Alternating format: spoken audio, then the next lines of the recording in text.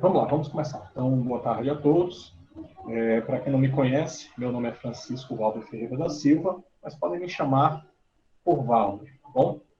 Eu serei o professor de vocês aqui nessa disciplina que é chamada de Introdução à Eletrofisiologia Celular.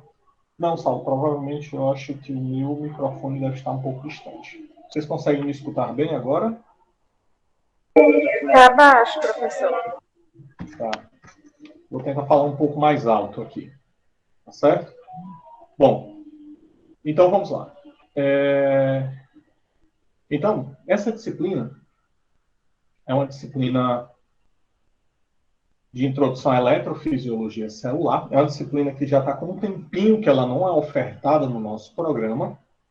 E aí, para mim, vai ser um prazer estar aqui com vocês e ministrar essa disciplina. Vale ressaltar que é uma disciplina, né, ofertada pelo programa de pós-graduação em Ciências Fisiológicas pela Universidade Estadual do Ceará. Então, aqui nós temos tantos alunos de mestrado, tá? E aí já primeiramente eu dou boas-vindas a todos, principalmente a turma que chegando agora, né, os alunos que estão começando, ingressando agora na turma de 2021. Sejam muito bem-vindos ao programa. Espero que vocês tenham uma ótima referência do nosso programa e divulguem, sim, o nosso programa, sendo pessoas que falem bem da situação do programa. A gente sabe que todos têm problemas, mas que vocês sejam aqueles que possam falar bem do programa, das disciplinas, dos professores que nós temos no nosso curso. E a todos os outros também, eu conclamo também que façam essas mesmas... tem essa mesma postura, tá bom? Bom, vamos abordar um pouco sobre o que vocês vão ver na disciplina Introdução à Eletrofisiologia Celular. É uma disciplina cuja carga horária que nós nos propusemos, ela tem 30 horas aula e na pós-graduação, ela, diferentemente da graduação, da UES, cada crédito corresponde a 15 horas aula. E, portanto, essa disciplina consta como 2 créditos. Pessoal, só alertando também que nós temos em torno de quase 40 pessoas aqui, mas é porque nós temos tanto, digamos, alunos de mestrado, quanto os alunos também de doutorado do nosso programa, e também alguns outros alunos que eu convidei, que são os de iniciações científicas, que trabalham junto comigo, lá no laboratório de eletrofisiologia, tá bom? Sintam-se à vontade para vocês, se vocês tiverem dúvidas, podem me podem me interpelar, que a gente tenta tirar essa dúvida.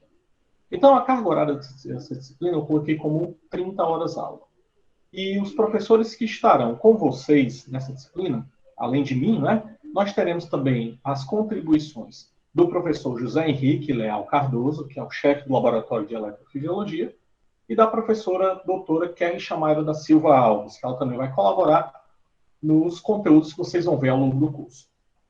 O objetivo do nosso curso, pessoal, por isso que é o nome Introdução, é que forneça a vocês os conhecimentos acerca da origem da eletrofisiologia, tá? Os seus conceitos básicos e como os processos da transmissão do impulso nervoso a nível celular e das sinapses são explicados à luz dessa área da fisiologia, a eletrofisiologia. Então, a gente vai fornecer aqui um curso introdutório, porque a eletrofisiologia ela é bem vasta, vocês verão isso, mas a gente precisa dar uma formação um pouquinho mais aprofundada daquilo que vocês vão ver ao longo do curso. Para os alunos mais antigos do curso, que já fizeram fundamentos em Ciências Fisiológicas 1 e 2, tá? Vocês vão rever aqueles conceitos básicos que a gente viu, que vocês viram de Ciências Fisiológicas 1, na parte inicial do curso, quando fala de fisiologia celular. Nós utilizamos muito o modelo de neurônio, exatamente porque ela é uma das células ditas excitáveis, né, que modificam o seu potencial de membrana devido a estímulos, e que nós utilizamos muito esse modelo para explicar os processos de eletrofisiológicos que acontecem nele e que podem ser expansíveis para outras células. Mas os alunos que estão ingressando agora, eles vão ter meio que um descompasso, tá? Por quê? Porque a gente vai aprofundar um pouco mais nessa vertente dessa disciplina. Isso porque eu vou abordar com vocês pelo próprio conteúdo programático, vocês vão ver comigo o conteúdo programático do curso. A gente vai ver um pouco da história da eletrofisiologia. Então, em fisiologia, e na verdade em qualquer ciência, pessoal, é importante que você conheça aquelas pessoas que são destaque na sua área. E você conheça também os aspectos que levaram essa pessoa a chegar nesse nível de conhecimento. Como é que essa pessoa pensou, como é que ele estava arquitetando as ideias para chegar até um nível de conhecimento, que algumas vezes foi um nível de conhecimento de um paradigma, de uma quebra, tá, do conceito ou do status quo da ciência naquele momento, e ele deu, por conta das ideias dele, deu um salto na área da ciência. Então, é interessante, e aí eu faço votos que vocês comecem também a estudar o histórico das áreas da fisiologia. Porque é muito importante saber de onde viemos, onde estamos e para onde nós vamos. E conhecer essa parte da ciência é bem interessante. Então a gente vai ver um pouco o histórico da eletrofisiologia. E vocês vão ver que é muito interessante você pensar como esses cientistas pensavam. Ter na mente assim, poxa, o cara teve uma ideia tão bacana, tão simples, e que ele pensou sobre aquilo, teve um questionamento e aplicou aquilo ali na resolução desse problema. Eu acho que vocês que viram metodologia científica, seja a nível de graduação ou nível de pós, percebem que o principal de um trabalho é a sua pergunta. E como você vai responder essa pergunta, é que você vai desenvolver os seus trabalhos. Então, eu gosto muito dessa parte do histórico, independente da área da ciência, eu gosto muito de conhecer sobre os cientistas, e a gente vai ver um pouco sobre o histórico da eletrofisiologia.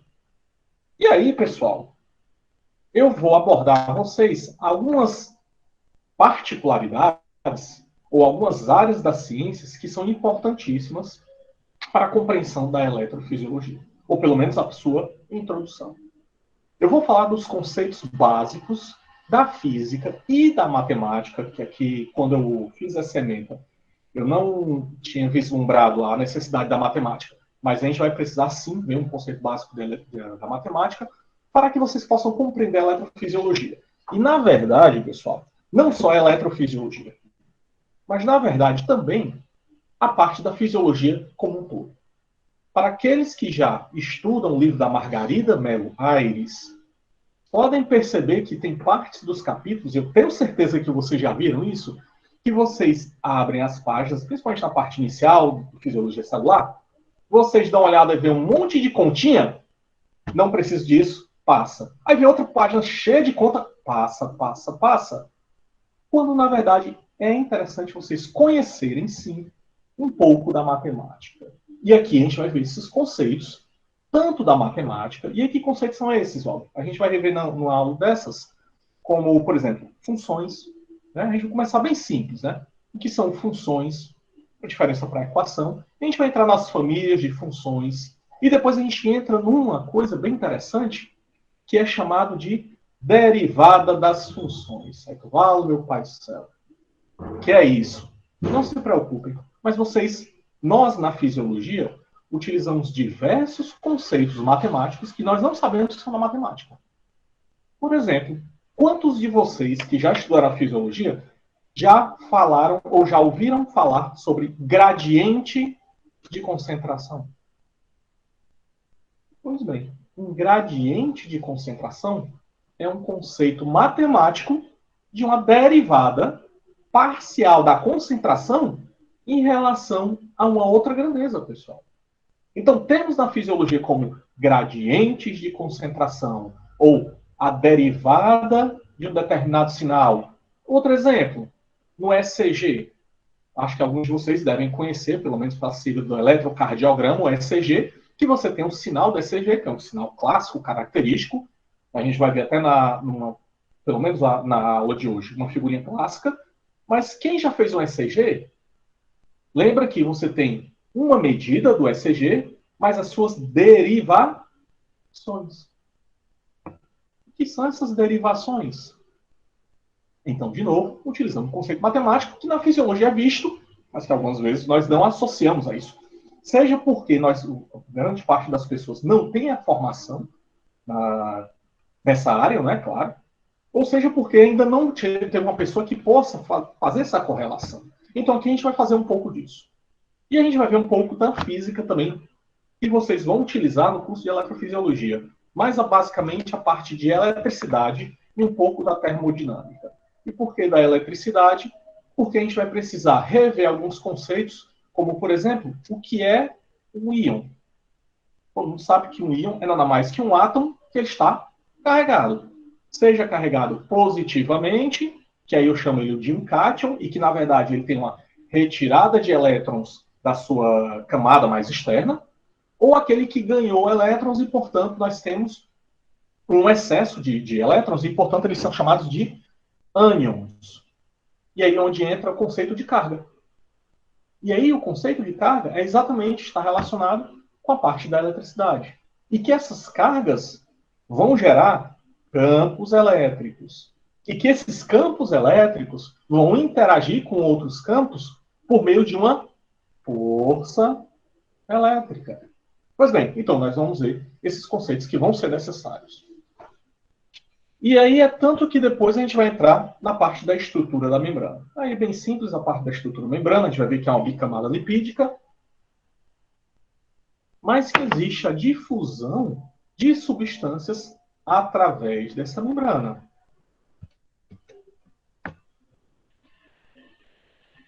Onde essas substâncias, pessoal, podem atravessar a membrana propriamente dita, e aí vocês já viram falar sobre isso. Aquelas substâncias que são lipossolúveis.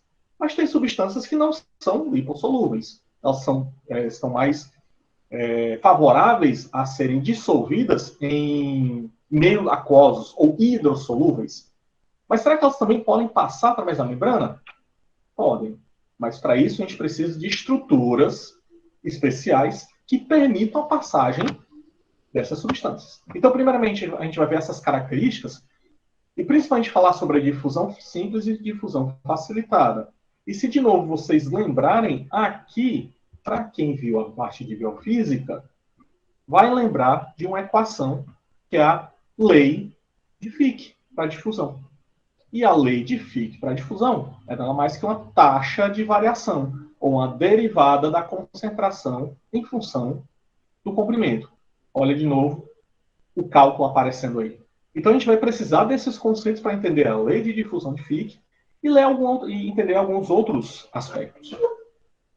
E a gente vai falar sobre canais iônicos. Tá? Canais iônicos de forma geral e também aqueles canais iônicos que nós gostamos bastante, principalmente os eletrofisiologistas lá do LEF, que são os canais iônicos que são dependentes de voltagem. E por que a gente precisa disso?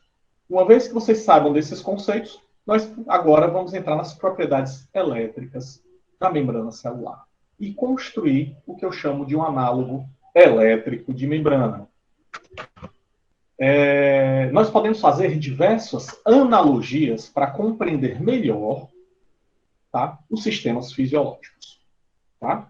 Essas analogias elas estão relacionadas algumas vezes com as ciências básicas, seja a química, a física, a biologia, mas particularmente a física, porque, para quem me conhece, né, sabe que eu sou graduado em física, licenciado em física, e, portanto, tenho essa formação, por isso que eu estou aqui também na eletrofisiologia. Mas a gente pode utilizar alguns análogos para compreender melhor os sistemas fisiológicos, ou para descrevê-los melhor.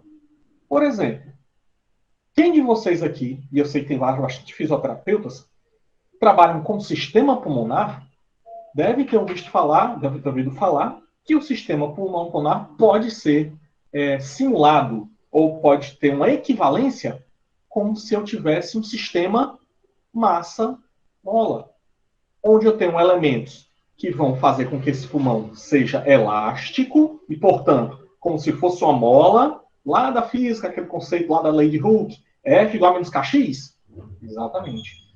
E aí, em termos fisiológicos, quem seria o papel disso daí? São aquelas fibras de elastina e aqueles elementos que são mais resistentes a essas mudanças, que seriam as fibras de colágeno, que atuariam como amortecedores e não deixando essas molas estarem constantemente se deformando. Então, eu posso pegar conceitos lá da física e aplicar, de forma a fazer uma analogia no sistema fisiológico. Assim, nós vamos utilizar um desses análogos, que é o análogo elétrico de membrana. E aí, para isso, eu vou precisar mostrar para vocês o que é um circuitinho elétrico básico, formado por resistores, capacitores, baterias. Eita, se alguém vai lembrar, meu Deus do céu, isso ficou no ensino médio. Eu não sei nem se eu fiz mais no ensino médio. Pois é, então vocês vão rever esses conceitos aí dessas propriedades elétricas, porque é importante para a gente fazer um paralelo com a fisiologia. Como, por exemplo, um capacitor, onde a função de um capacitor, já antecipando, é acumular carga. E aí eu falo para vocês, pergunto para vocês, o que a membrana plasmática faz? Ela separa dois ambientes. Um ambiente intracelular aquoso e o ambiente extracelular também aquoso. E que nesse meio aquoso eu também tenho íons.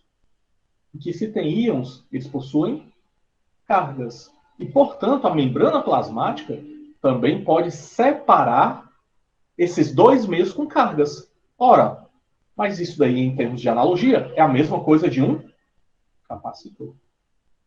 Então, a gente vai estudar essas propriedades elétricas e vocês vão observar agora a célula de uma visão bem diferente. E aí vocês vão ver em alguns livros, como, por exemplo, o livro do Princípio de Neurociências, do Eric Kandel, em que ele demonstra o análogo elétrico de membrana, um circuitinho. Nós vamos ver esses circuitos, sim, como eles fazem paralelos com, seja o capacitor de membrana, sejam as condutâncias de membrana, formada pelos canais iônicos, e aí vai. E aí entraremos no equilíbrio eletroquímico. E como equilíbrio eletroquímico, ele é estabelecido, ou se estabelece, né, nas células, nas estruturas que nós temos, e como eles colaboram para a geração dos potenciais de membrana. E aí nós vamos ver inicialmente a parte da geração do potencial de repouso e o potencial local. Tá? Porque, um outro tópico, vocês vão ver a gênese do potencial de ação. Então percebam bem que, para as células em geral, uma das características para você dizer que a célula está viva, além de ter metabolismo, ela é manter uma diferença de potencial através da membrana. E nós chamamos isso daí, essa definição, como um potencial de repouso. E que eu posso alterar esses potenciais de membrana, esse potencial de repouso. Então percebam que essa é uma característica para qualquer tipo de célula. Seja uma célula como um cardiomiócito, um neurônio, uma célula da pele, até mesmo um adipócito. Mas tudo bem. Então, nessas situações, vocês vão ter propriedades elétricas que são compartilhadas por essas células que podem ser estendidas às demais. Mas algumas delas conseguem variar transitoriamente e de forma rápida o potencial de membrana. E que nós chamamos isso de potencial de ação. E nós vamos ver as bases do potencial de ação. Ou vamos rever as bases. E por que eu digo rever? Porque as pessoas que estiverem fazendo Fundamentos 1 provavelmente já vão ver a gênese do potencial de ação, e aqui nós vamos aprofundar um pouco mais essa gênese. E nesse curso vamos ver também a parte de eletrofisiologia da propagação do impulso nervoso em um tronco nervoso, aquela relacionada com a transmissão sináptica, e por fim eu vou falar de técnicas eletrofisiológicas, que vão ser interessantes para que vocês compreendam todos esses conteúdos e saibam que, olha, eu tenho uma determinada pergunta, que técnica eu posso utilizar para tentar responder essa pergunta? Uma técnica eletrofisiológica. Então, nós vamos ver técnicas que nós utilizamos no laboratório de eletrofisiologia de forma corriqueira, que é a parte do registro extracelular, a parte do registro intracelular e a técnica do PET clamp. Nós vamos ver também, por alto, essas três técnicas, tá bom? A nossa disciplina, como eu já falei para vocês, tem 30 horas aula, tá? Ela será ministrada nas segundas-feiras, no mês de abril, maio, mas eu coloquei uma data também, pessoal, para ela terminar em junho, que eu vou colocar aqui para vocês. E o horário dela, normalmente, nós vamos começar no horário de 1h30 e vai terminar, teoricamente, às 17h10. Só que, como eu digo para os meus alunos, também depende muito do andamento que vocês tiverem na minha disciplina. Para mim não é interessante eu vomitar conteúdo, simplesmente para eu terminar só a minha parte e deixar vocês algumas vezes ao léu. Então, por isso que eu peço a vocês para me interromper durante as minhas apresentações, para que vocês possam retirar suas dúvidas. Porque, particularmente, vocês vão perceber, e quem me conhece sabe que eu sou assim, e quando eu começo a falar de coisas que eu gosto, da eletrofisiologia, se você não me segurar, pessoal, eu vou falando, eu vou entrar em derivada terceira, derivada quarta, vou majorar tudo, integrar e trago o resultado para você e dizer, pessoal, entenderam, não é? Quando, na verdade, eu teria que ter definido primeiramente para vocês o que é majorar, o que é derivar a terceira, quarta vez, e se me deixar, eu vou levar, tá bom? Sim, Karen, daqui a pouco a gente chega lá, tá bom? Mas a Karen perguntou se vou indicar as referências. Já já a gente chega lá. Então, pessoal, eu sei que eu me empolgo mesmo quando eu falo de eletrofisiologia, falo de ciência, e se vocês não estiverem me puxando um pouquinho para o chão, o céu para mim é um limite. Tá certo? Bom, então a gente vai começar realmente às 1h30, pessoal. Eu gosto de ser religioso no início da nossa aula. Então tentem não se atrasar muito, tá bom? Como será, então, o processo da nossa disciplina? Por conta da pandemia, nós temos esse processo aqui que nós estamos com uma modalidade do ensino remoto, ensino à distância. Tá? Nós teremos nossos encontros de segunda-feira, como esse, embora eu também possa passar, eventualmente, outras atividades para vocês. E aí, durante esse tempo, nós vamos fazer essa seguinte divisão de conteúdos. Hoje vocês vão ver comigo essa apresentação da disciplina e eu vou falar um pouco do histórico da eletrofisiologia. Na próxima semana, nós vamos ver os conceitos básicos de matemática e física para elétron e a parte de estruturas da membrana, de difusão através da membrana, no dia 19 de abril. No dia de 26 de abril, vamos ver um pouco sobre canais iônicos e algumas propriedades elétricas da membrana associadas a esses canais iônicos. E aqui vem o primeiro detalhe que nós faremos uma avaliação da nossa disciplina no dia 3 de maio. Essa vai ser uma avaliação formal da disciplina, e vocês serão avaliados pelos conteúdos dela.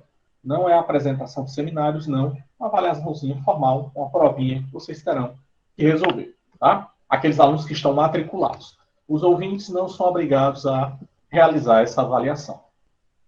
No mesmo dia, nós vamos continuar com as propriedades elétricas da membrana, o análogo elétrico de membrana, e vamos ter aula, provavelmente, aqui do professor Henrique, falando sobre o equilíbrio eletroquímico e gênese dos potenciais de membrana. E falaremos no dia 17 de maio da gênese do potencial de ação. No dia 24, provavelmente, a professora Kelly vai falar sobre a eletrofisiologia da propagação do impulso nervoso, que entra na teoria elétrica do cabo. E é interessante que essa teoria elétrica do cabo foi desenvolvida por um físico, que é o Lord Kelvin. Eu acho que vocês podem ter escutado esse nome em algum canto lá na física do ensino médio, principalmente na termodinâmica. Mas o Lord Kelvin teve a sua contribuição também na eletricidade, fazendo desenvolvendo uma teoria para a propagação de um impulso em um cabo, como esses cabos de energia, e que foi aplicado à propagação, pelo menos parcialmente, do impulso elétrico, do impulso nervoso. Então, vamos dizer um pouco dessa teoria do cabo. E no dia 31 de maio, a gente vai falar sobre as técnicas eletrofisiológicas, aprofundar um pouco mais. Como assim aprofundar um pouco mais? Por exemplo, na técnica de registro extracelular, vocês vão ver, assim como na do PET clamp do intracelular, que o registro é um registro diferencial. O que é um registro diferencial, meu povo? Pois é, aí utiliza-se alguns outros conceitos, que é você ter uma entrada como um polo positivo, uma outra entrada como um polo negativo, e você vai ter um equipamento, uma parte, né, dele, que vai comparar esses sinais. E, portanto, fazer uma diferenciação entre as entradas para dar uma saída. Mas, Valber, isso daí é específico da eletrofisiologia? Não, pessoal. Para qualquer tipo de registro que vocês façam, vocês também vão encontrar isso. Um registro diferencial. Para aqueles que trabalham com a contração do músculo, também vocês vão ter um equipamentozinho que ele vai medir a força de contração e que essa força de contração também pode ser uma medida diferencial que vai fazer uma transdução de uma grandeza, né? Uma grandeza física que é força, para uma grandeza física que é a parte elétrica, que é a eletricidade. E aí eu tenho um equipamento que faz isso. E aí o computador vai ler essas entradas, como entradas também diferenciais. Então é interessante que vocês vão ver que se eu conseguir chegar no nível que eu quero com vocês, vocês vão compreender muito melhor, de forma muito mais fácil, o equipamento de medida que vocês vão trabalhar. Certo? Ah, mas eu não trabalho com elétron, não vou trabalhar com isso. Ok, mas qualquer equipamento que faça uma transdução de sinal, o que é a transdução de sinal? É você ter um sinal de uma modalidade e transmitir ou modificar para outra modalidade. Toda vez que você tiver uma transdução de sinal, pessoal, você vai ter esses tipos de situações. Você vai ter que compreender essa mudança, e aí aqui pode ser que auxilie você nisso. E é interessante porque a fisiologia casa muito bem com isso. E por que casa? Vamos lembrar da seguinte forma.